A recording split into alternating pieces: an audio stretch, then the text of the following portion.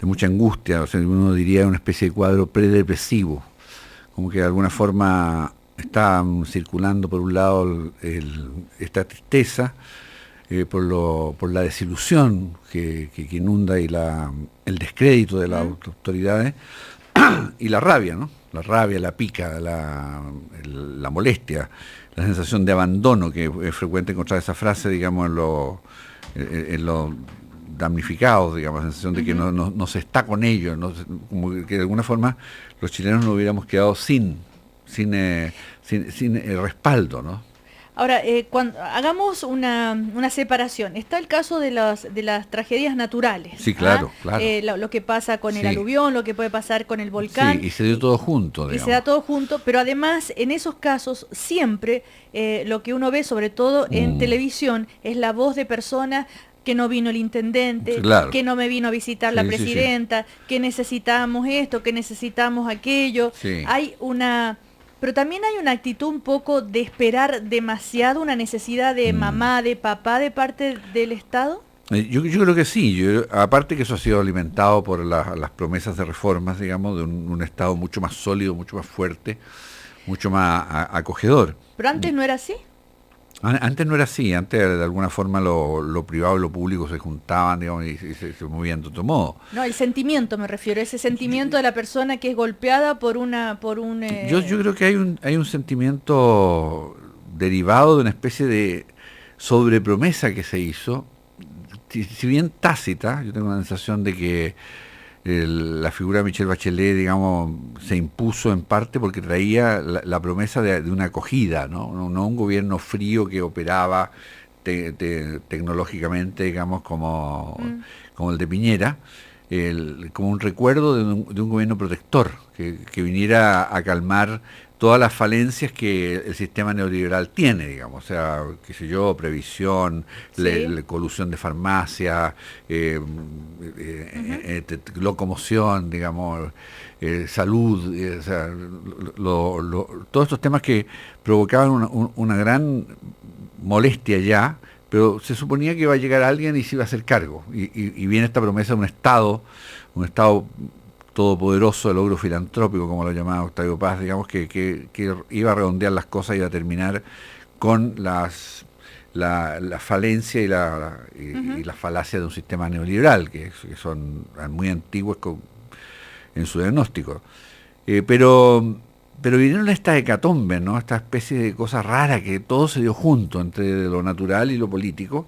Viene el caso Penta, Sí. las aristas, como le llamaban, empiezan a aparecer por todas partes, del caso Quimich, y empieza todo a mancharse, ¿no? El caso Dávalos, digamos, que yo creo que fue tremendamente doloroso, me imagino para Michelle Bachelet, digamos, como para todo aquel que pudiera sentir simpatías por este gobierno, digamos, o sea, una sensación de pronto de contradicción absoluta entre un discurso en contra del lucro, y aparece este fenómeno extraño que duele en el corazón, ¿no? Es como, yo pensaba ahora que se está hablando de la película de Caradima, Sí. como de repente los casos como de Caradima fueron para los católicos, digamos, ¿me entiendes? O sea, de pronto aparece el gesto demoníaco, digamos, y el católico sufre, digamos, cuando está al lado suyo. De alguna forma ha habido pequeños demonios, digamos, y algunos no tan pequeños, que se han infiltrado, desmantelando un sistema político, desmantelando un sistema de creencias, desmantelando un sistema de confianza, y eso nos tiene heridos. Ahora, cuando ponemos al país en el diván, tú dices, necesita, justamente porque necesita psicoterapia más que calmantes. Sí, claro. Pero, por lo tanto, hablar, la palabra es como Sí, sanadora. Pero sí. resulta que la palabra, pero nadie quiere escuchar Marco Antonio de la Sí. Parra, o se quiere escuchar solamente a sí mismo. Mira, depende de estar, hay que ver que, digamos, quién habla, digamos, y cuando uno ve, por ejemplo, el tema de los humoristas, lo que pasó con los humoristas, Sí. muy rápidamente vino la burla, porque no es humor, la burla hacia los políticos, que a mí más me recordaba el discurso de Pinochet, digamos, o sea, Pinochet hoy día y su discurso sobre los señores políticos sería una rutina humorística. O o sea, de burla, y que desorganiza las bases de una sociedad democrática. Entonces, este descrédito masivo e injusto es muy grave, digamos, y sin embargo está inundando las sensaciones básicas de una construcción anímica en la gente. Pero ¿quiénes serían los llamados a contribuir a no caer en esta especie de descrédito excesivo, de esta burla, como dices tú, sí, que se convierte ya en bullying? Sí, absolutamente, es bullying, digamos, o sea, no... La figura de Dávalos, por ejemplo, un muñequito vudú, ¿me entiendes? Ya se colocan de todo, la UDI completa está llena de alfileres, digamos, y político que aparezca, digamos, ligado por una boleta ya es totalmente descalificado. Entonces, esto ya genera una risa que debajo esconde mucha angustia. La pregunta es quién habla, y lamentablemente Michelle Bachelet habla muy poco, ¿me entiendes? O sea, ha optado por una estrategia comunicacional muy especial, digamos, que no hablar o referirse muy tangencialmente a los hechos, digamos, o sea, no poder tomarlos tal cual son, digamos, y pensar, o mejor dicho, hacer objetivo que está pensando en lo que le está pasando al país. Cuando ella dice, esto ha sido muy doloroso para mí en lo personal, o cuando ella dice, el otro día cuando presenta, ¿no es cierto?, sí, claro, lo de la Comisión de Transparencia, sí, algo también se refirió, no basta. No basta, porque en esa frase, por ejemplo, doloroso para mí, también hay un pensar, esto debe haber sido muy doloroso para todos mis seguidores, esto debe haber sido muy doloroso para todos los que han creído en mí, esto debe haber sido muy doloroso para ustedes, digamos. Es usted que mucha gente, digamos, que le ha quitado su respaldo en la encuesta, ¿no? Y esto es una muestra de una confianza que es necesario restaurar, y la cual solo es posible a través de las palabras, a través de un discurso que huela a profundamente sincero. El problema es cuando uno plantea la imagen de un político sincero, la gente se burla, ¿no? Se cae en el bullying, o sea, se produjo ese descrédito. Y tiene que haber gente, digamos, tiene que haber gente que realmente retome esa confianza, esa fe, digamos, esa necesidad de respaldo. ¿Quién tiene espaldas como para hacerse cargo? ¿Quién nos va a guiar? ¿Quién realmente nos va a decir? Pero ¿por qué necesitamos que alguien nos guíe? ¿Hay algo de un país o somos una sociedad un poco infantil, o que necesitamos la figura de mamá, de papá, te insisto, sí, con ese tema? ¿Y hasta qué punto nos hacemos cargo de ser partícipe de una sociedad que produjo esto? Sí, absolutamente. Ahora, es que un país es una familia inevitablemente, una familia simbólica. O sea, y no podemos ser todos padres, todos hijos, todos hermanos y sin ningún guía. O sea, inevitablemente los líderes son necesarios. Claro. Y los líderes tienen que jugar los roles y se empiezan a crear solos, digamos. Si no, el grupo empieza a buscar líderes, a buscar quién puede ser representativo. Y en eso pueden equivocarse mucho, porque empezamos a funcionar con una psicología de masas que es bastante buscadora del sentido común, de lugares comunes, de frases hechas, y caer entonces en una representatividad bastante equivocada. Marco Antonio de la Parra, psiquiatra, dramaturgo, conversando con nosotros y comentando esto que estamos viviendo en Chile. Y te quería preguntar por la figura en particular de Michelle Bachelet, sí, claro, como persona, como sí, en su relación madre e hijo, y hacer qué tan difícil es poder hacer la separación para una mujer, para una madre, entre la presidenta y la madre, que es lo que tanto le han criticado a algunos, que sí, claro, actuó más como mamá que como presidenta, en fin. Humanamente, desde el punto de vista psicológico, ¿qué podrías decir al respecto? Está viviendo un momento muy complejo, ¿no? O sea, Michelle Bachelet es una mujer muy entera. Yo tuve la suerte de conocerla en la escuela de medicina y antes, incluso en el colegio, digamos, pero una mujer entera, inteligente, pero de pronto viene esto que la pilla en una zona, en un flanco de madre, que la descolocó, y yo creo que también la descolocó en su propio discurso. Se sintió en una situación muy contradictoria, digamos. Yo creo que los sentimientos encontrados que haber tenido, la rabia, la tristeza, digamos, de pronto no poder quedar limpia, ¿me entiendes?, frente a su gente, que para ella ha sido su gran capital político, digamos. ¿Lo puede vivir como una traición de su hijo? Yo creo que sí, eso le da esta atmósfera de obra de Shakespeare, ¿no? Este tema de la tradición, sea una tradición directa o indirecta, consciente o inconsciente, queda en la atmósfera, en el relato de la gente, digamos, como una tradición, o sea, y eso en el mejor de los casos, porque más de alguno y pensó en una complicidad, ¿me entiendes?, en esta negociación, en este Sí. posible tráfico de influencia.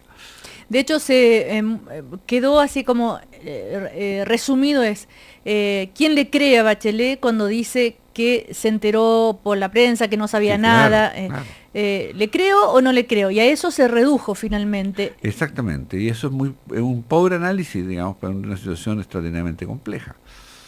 ¿Es un pobre análisis? Sí, decir simplemente, mira, o sea, reducirlo a eso, cuando yo creo que las cosas fueron mucho más complejas y probablemente mucho más confusas. Yo creo que Michelle Bachelet trata de reducir el conflicto a dos líneas y se equivoca, digamos. Yo creo que acá es donde justamente habría que hacer un discurso mucho más amplio, mucho más envolvente y mucho más tranquilizador. Cuando cuando la presidenta dice el otro día, reconozco que me demoré no recuerdo exactamente Sí, las claro. palabras, pero me demoré en condenar a Sí. estos abusos tenemos el audio, lo vamos a buscar para que lo escuchemos justamente, a ver si Marco Antonio de la Parra puede comentar justamente, porque muchos dijeron no es suficiente, otros dijeron sí, es una manera de pedir perdón, y hasta qué punto sirve pedir perdón. Escuchemos. Y lo digo con claridad y dando la cara al país. Pudimos hacer más para que prime la transparencia en la relación entre política y negocio. Pensamos erradamente, lo vemos hoy, que las leyes que teníamos podían limitar las malas prácticas que hoy erosionan la legitimidad de la democracia. Y no siempre supimos, ni supe, condenar con fuerza y a tiempo los modos éticamente imprudentes de hacer negocios que hemos conocido. No supimos ni supe condenar a tiempo la manera en que se hacían los negocios. Sí, de todas maneras el hecho, lo dice por ahí Carlos Peña, ¿no? Esto de usar el plural amortigua, sí, ¿no? Amortigua debería haber dicho no supe solamente. No supe, o sea, no condené. Y yo creo que falta en ese discurso, y puedo entender la rabia y la molestia que ustedes tienen, o sea, yo creo que no sé que es lo que la figura que tú pones del país en el diván, el terapeuta que se equivoca, el terapeuta se puede equivocar, tiene que asumir no solo su error, sino también asumir las emociones negativas que esto provoca en su paciente y darle espacio, ¿no? Darle espacio para esa expresión. Yo creo que en este minuto hay mucha molestia, ¿no? Hay mucha molestia, mucha desilusión, y eso también hay que hacerse cargo. Y ahora yo la siento que una mujer entera que va a recibir este ataque, pero en este ataque yo creo que necesitamos saber qué le está pasando, necesitamos saber que está sucediéndole algo.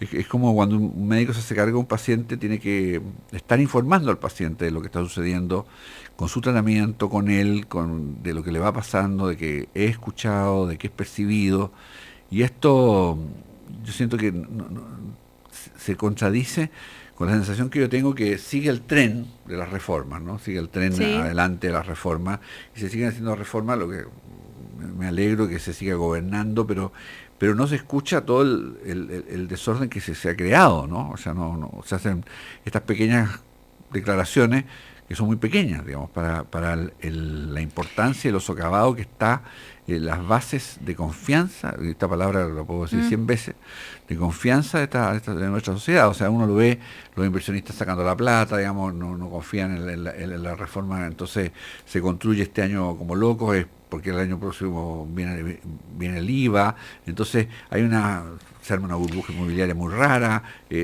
los dineros no están generando por lo tanto trabajo, entonces hay desconfianza por ambos lados, ¿no? ¿Me entiendes? Marco Antonio de la Parra, bueno, habrá que esperar lo que diga en cadena nacional, Sí, esto es el pasado mañana. Sí, no, así mañana.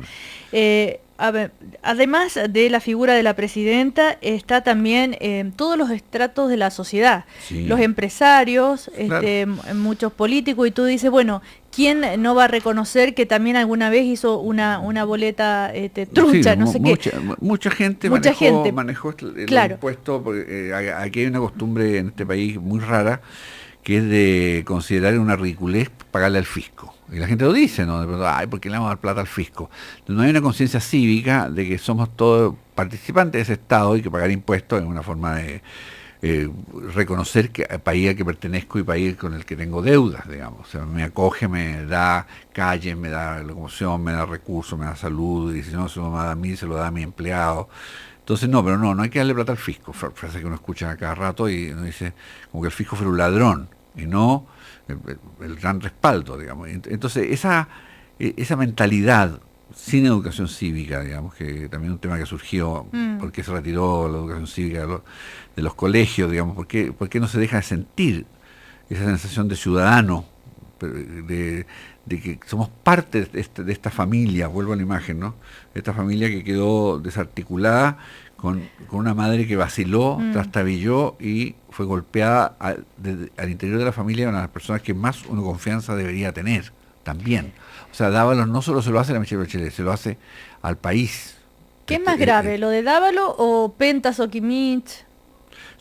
Los dos son cosas muy graves. O sea, lo de Pentas o Kimmich deja un reguero de problemas y terrible, ahí que caen partidos casi completos, digamos. Entonces, ¿qué le pasa, Marco Antonio de la Parra, psicológicamente a una persona que lo tiene todo, que tiene una gran fortuna, Sí. muchos millones, y que sin embargo, por ejemplo, trata de evadir impuestos haciendo una factura de la cartera que se compró la señora? Mira, hay un fenómeno que está descrito respecto a los ingresos, ¿no? En la medida que una persona se vuelve más rica, también hay una parte que se vuelve más cicatera, ¿no? Entonces empiezan a preocuparse de los 10 pesos, digamos, cuando ya sobran, podrían regalarlos, digamos. No, hay que preocuparse de los 10 pesos y que se caen estas cosas absolutamente ridículas, pero que significan que se cree también que se está más allá del bien y el mal. ¿Así? Claro. Entonces, ¿Intocable? Claro, intocable, digamos. ¿Cómo me va a tocar a mí que me ha ido tan bien, digamos, pero también tengo que seguir cuidando la chaucha, ¿no? Uh-huh. Se habla mucho del concepto de codicia. Sí, yo creo que la codicia ha infiltrado este país hace tiempo, por lo que se ve, viene de antes, digamos, y viene del convertirnos en país rico, entre comillas, digamos, a dejar de ser país pobre pero honrado, como decía el hocicón, digamos, el Condorito. Entonces ahora nos hemos vuelto un país más rico, pero sospechoso, digamos, ¿no? O sea, deshonesto. Entonces, esa imagen no nos gusta nada, porque es un país que se jactó de ser un país sin coima, un país sin sobornos, digamos, y de pronto aparecen juegos sucios, digamos, con algo tan delicado como los impuestos. Llega en Twitter, por supuesto, comentando este tema. No se conforman con nada, quieren más y más respecto a las demandas a veces de la ciudadanía. Es lo que estábamos comentando al principio, ¿no? Pero volviendo al tema del estado emocional en que está Chile, acá hace falta una catarsis, pero ¿cómo hacer esa catarsis? ¿Salir a la calle, romperlo todo, o salir y manifestarse y que se vayan todos, como se ha nombrado tanto? Bueno, esas son catarsis porque no hay interlocutor. O sea, una catarsis sana requiere un interlocutor. Si volvemos al modelo psiquiátrico, probablemente se le rompa a llorar el paciente, se enfurezca, tenga que verbalizar su rabia. Las palabras son siempre mucho más sanas que los hechos, a pesar que esa famosa frase antidemagógica, hecho y no palabra, hay que olvidarla, porque lo más peligroso son los hechos. Hay que poder hablar, por eso te digo, la sensación de un interlocutor, que lamentablemente este sistema del silencio pone muy nervioso, no está. O sea, ¿quién dialoga, digamos? ¿Quién se sienta delante del país y lo escucha pero a ver, en su ¿qué pataleta, es? ¿no? Pero a veces me causa curiosidad o no sé cómo llamarlo, cuando se dice necesitamos un diálogo Sí. y la sociedad tiene que dialogar. Pero bajemos, aterricemos eso. ¿Cómo Sí. se dialoga? ¿Qué es Mira, eso de dialogar? Una persona haciendo un discurso y en la casa las personas escuchando y diciendo, ya, está diciendo una vida tontera. O cambiando el canal o el dial de la radio porque le da lata. ¿Cómo se dialoga? Ha habido gente más ingeniosa para manejar el diálogo que otros, digamos. O sea, Arturo Alessandri Palma en sus tiempos, digamos, se juntaba 2 días, digamos, como esto que tenía Chávez en la radio, de hablar, y mantenía esos discursos, y Arturo Alessandri se juntaba con la gente y escuchaba, y le hablaba, como él decía, mi querida Chusma, digamos, entonces, pero él tenía un modelo populista, como quieras llamarlo, pero era un modelo de comunicación. Ahora estamos en un modelo totalmente distinto, mediatizado, digitalizado, viralizado, que deja poco espacio para esa conversación que puede ser esta cadena nacional, esta conversación con meas culpas, con escucha de la molestia, porque la molestia está en el aire, la molestia es fácilmente traducible, está lleno de estudios, digamos, o sea, se pueden sacar todos los datos, digamos, focus groups sobran, formas, métodos sociológicos. O sea, contestarle a todas esas expresiones. Esas expresiones, yo creo que hay que hablar de emociones. Eso es un diálogo. Yo creo que hay que hablar de emociones, digamos, no solo de vamos a seguir con la reforma, sí, vamos a seguir las reformas, pero ¿qué nos pasó a nosotros entre medio, digamos? Y lo más fuerte es, la gente va a decir, mira, es que dejamos de creer en ti por esto que pasó. Dejamos de creer en ti, dejamos de creer en todos. Exacto, y eso es lo grave. ¿Cuál es el peligro de eso? Bueno, el peligro de eso es como la teoría del caos, digamos, que se producen los atractores extraños, los órdenes fractales, pueden aparecer líderes sin sustrato, digamos. Acuérdate que hubo cuántos candidatos a la presidencia en la última en la última previa, y entonces uno dice, tal vez una de estas figuras convoque de manera, sin tener un respaldo serio, convoque sencillamente por un sistema de simpatía popular, digamos.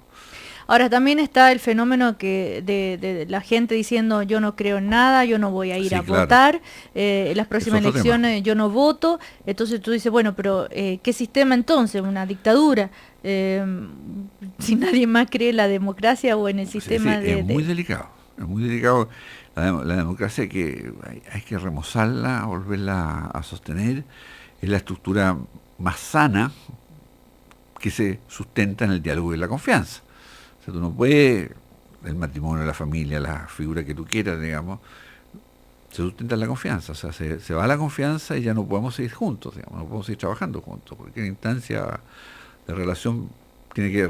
Y si la confianza se quiebra, hay que reactivar el diálogo.